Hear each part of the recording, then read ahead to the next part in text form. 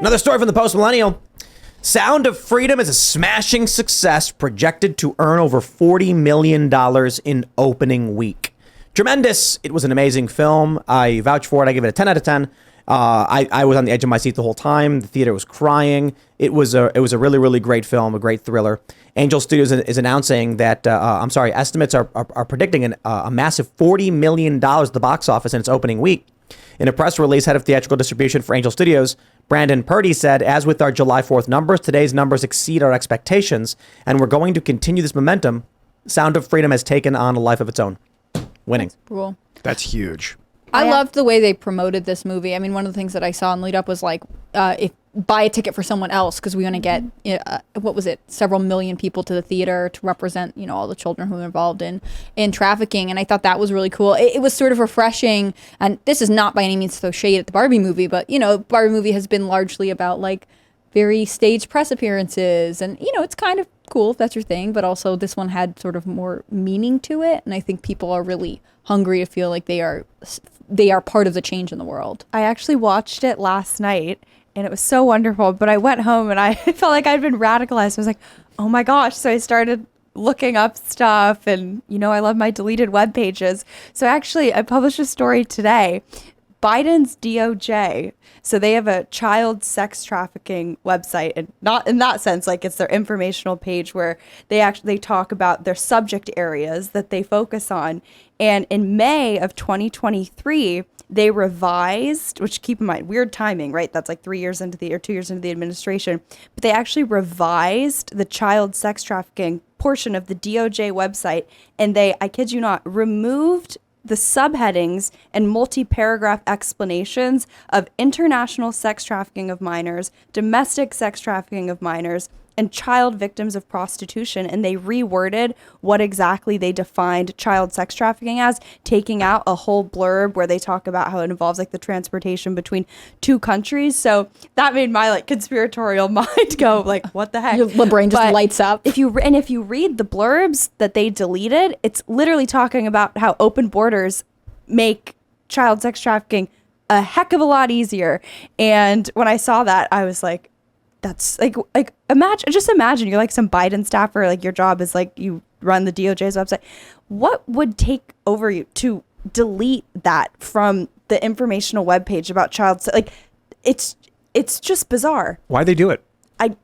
Because they're trafficking children. Like in the country. Maybe. I said maybe. I'm not saying that, but maybe. I would like an explanation. What a good tactic to learn. Rather than read the old one and read the new one, you read what was removed. It's like an elimination diet. Mm-hmm. That's what I do. I do my text comparisons and I see what they take out. And you can they deleted their, it was called the China Challenge website, where they described the Chinese Communist Party as like an existential threat to the United States on the first day of the Biden administration. They also took down a webpage profiling all of the atrocities and basically genocide going on against the Uyghurs in Xinjiang. And they literally took China off the list of like adversarial threats, taking on and taking over the United States. So you can tell a lot. And all of this was done the first day of the Biden administration. So like someone is very, very radical who's running their websites. But I just can't believe they took down. And this film was made 5 years ago, and for some reason they wouldn't put it out. Wow. And it was very, very difficult for them to finally do it.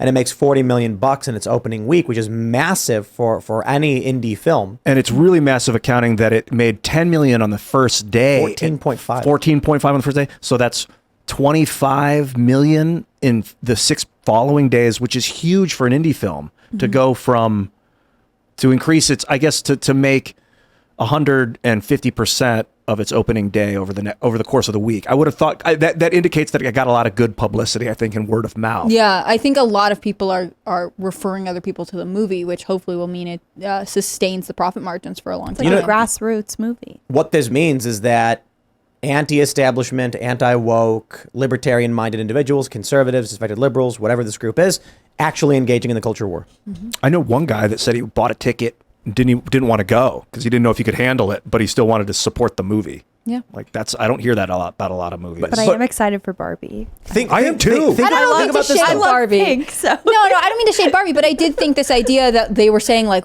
the most important thing to us is that people sit in the theater and see the movie. So if you can buy a ticket for someone else, like if you can help people get this message out there. That's what we care about. And I think that is the part of the culture war that people are really wanting to take part of. It's not to throw shade at Barbie at all. Barbie can do a great, I mean, all the success in the world to Barbie, but I think it is interesting that this movie that, you're right, I mean, it would be hard to watch. It would be hard to see. People are still flocking to see it. They want to know what's going on, and hopefully it's... Barbie had that scene, and they're getting slammed because it shows the lines coming out of China. The 9-dash line. The 9-dash lines. There's only 8 in the movie, but it represents China's claim over the South China Sea. What? So, and that's in Barbie. And so the movie's getting banned in a bunch of Southeast Asian countries. It's like it's this whole abstract world map, and it's like this dashed S line. In real life, it's basically like a U. But Barbie is... It makes me wonder, was that intentional? I mean, Barbie hasn't said, or the makers of Barbie, I should say, haven't said if this was like they want to make money in China. Right, or... Now I can't see Barbie. I almost wonder if they had no idea what they were doing. I think they want to make money in China. I think that's ultimate. But I do like the idea that someone drew the map and was like, I know, I looked up a map and there were some dashes. If there's any movie that could play the dumb blonde card. Yeah, it's this. This is their out. Yeah. We had no idea what we were doing. That's actually what they said. They said it's just a fake map that Barbie drew up. Like it's a. But Barbie why did Barbie know about the lines? Exactly. Like why? Yeah, if it's such a silly cartoonish map, why are those lines there? And I don't know. Vietnam banned United Front. But after her. See, exactly. That's the only. So we have it. You can see right here. I don't know if the Philippines was reviewing this, and they were saying maybe some of their lawmakers were suggesting perhaps this scene could be edited out so this map doesn't appear. But I don't know how that one ended. It may just be, if you look over here on the other parts of the map, there are other dotted lines. It may have been to represent just like traveling, not actually anything. And because there's lines coming out of Asia, like this is not even the shape of Asia. Like what is this? No, Like, it's a China. complete abstract map because it's silly. But on the other hand, I do like the idea that someone just was like, map of the world. Didn't think about it at all, and now they've like entered this movie to a huge geopolitical debate. The occult people in the film and movie industry a lot of times are very manipulative with imagery. So they might have been like, this is a travel path, but they happen to make the travel path the cutout that they want to be given to the Chinese authority. That's possible. And we'll probably never know. I mean, no one's going to come out and explain it. You have 2 choices this weekend, America.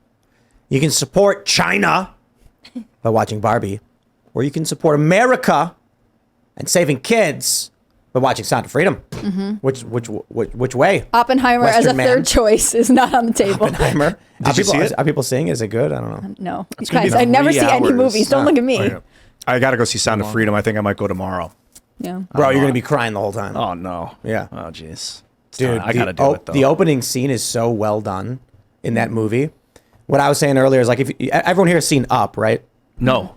You haven't seen Up? No. Wow. Is it like good? See it. Well, the first Hannah Claire the says it's first- good, you the know first it's good. The 15 first sequence is amazing. It's really solid. The first 15 minutes will leave you bawling your eyes out. Really? In Up. And then the rest of the movie is kind of like, who cares? It's like a silly to be little honest, kid's I don't movie. even care. Like And I watched liked that. I saw it with children though, and I was like, solid. I don't have to worry about anything in here. Back in the first 15 minutes or whatever of Up is one of the best short films ever, and then afterwards it's silly nonsense I don't care about. Was it a short movie that they turned into a feature length? No. It's it's like basically the intro to the film to explain why the movie's happening.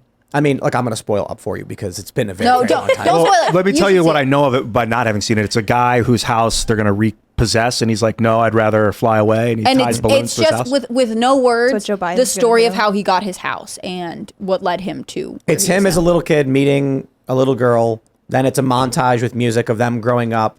They long to travel the world. They have a jar. They're saving up money, but then things keep happening. There's a leak in the roof. The car breaks down. So they keep breaking open the savings and spending the savings on things other than their dream trip. And then one day BlackRock wants to buy it. his wife dies. And so he's this old curmudgeon who lives in this house, and now a city sprung up around him. And so that's like the first 10 minutes or whatever. In Sound of Freedom, the first 10 minutes, I won't spoil completely, but the intro sequence, not there. Okay, so there's like the opening credits, and then there's the opening scene. The opening credits has real video of children being snatched by traffickers. Dang, dude. It's terrifying. Like, it's horrifying to see how like it's surveillance footage of 2 little kids like playing basketball at their house, and a car pulls up and they just grab the kid and throw him in. The other kid starts freaking out, just like that. But the opening sequence, basically, without spoiling anything, just lays out the general concept of what's happening, and it was a weird kind of fear. You watch a horror movie and you're like, oh man, there's gonna be a jump scare or something. You're like scared. You're not really scared. Yo, I was kind of scared watching. I'm like, in the beginning with everything that's going on, I'm feeling like this fear and this dread, this doom, because I know exactly. You watch, you know exactly what's about to happen, and then you watch it happen, and then your fear, anger, and dread becomes like anger and sadness. It's a good movie, man. I guess sadness is better than fear.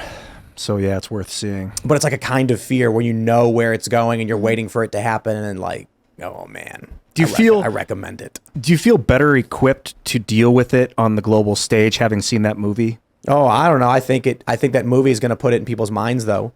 And I think a whole lot of people in Hollywood and DC are freaking out right now at how successful this is. So that's your third reason to go see it. The first is because it's a good movie. The second is because we want to build up alternate studios who can compete with Hollywood. And the third reason is to piss off the creepos who are in Hollywood and DC who are fuming that people are starting to call out their creepy grooming, trafficking behavior. Thanks for watching this clip from the Timcast IRL podcast. Hang out with us live Monday through Friday at 8 p.m.